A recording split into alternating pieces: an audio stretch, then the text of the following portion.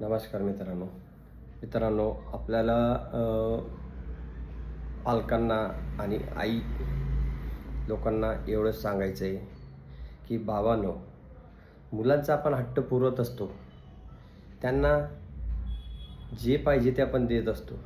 एखाद्या वेळेस जर नाही दिलं तर आपल्याला ही माहिती, परवा दिवशी संभाजीनगरची घटना काय झाली, एका मुलामुळं किंवा एका फोनमुळं किंवा नाही म्हटल्यामुळं कसा अख्खं कुटुंब उद्ध्वस्त झालं.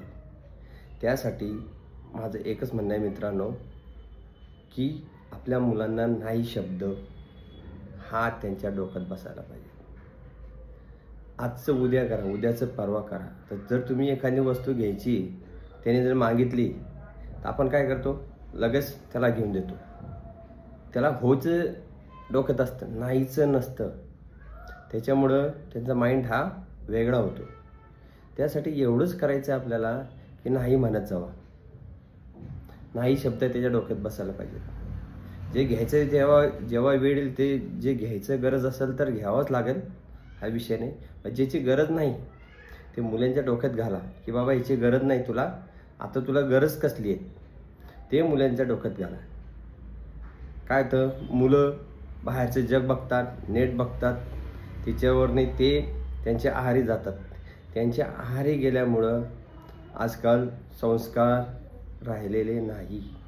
आईवडील किती जरी संस्कार टाकायचा प्रयत्न केला, मुलांना शिकवायचा प्रयत्न केला, तर मुलं हे इंटरनेटच्या जाळ्यामध्ये एवढे अडकलेले आहेत की तिच्यातून त्यांना बाहेर निघायला चान्सच नाही.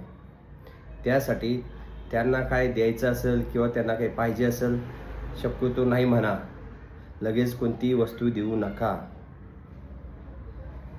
तर बघा, आता ही संभाजीनगरची जी घटना झाली, हिच्यातून आपण काय बोध घेतो यांच्याकडे लक्ष द्या. विषय काही असो, त्यांच्या घरातलं मॅटर असो किंवा काही असो, शेवटी काय झालं, आत्महत्या. एका जणामुळे तिघं अख्खं कुटुंब गेलं. तर हा विषय पुढे नको व्हायला. त्यासाठी आपण आता सावध राहायला पाहिजेत. एवढंच सांगायचं मित्रांनो. जय हिंद, जय महाराष्ट्र.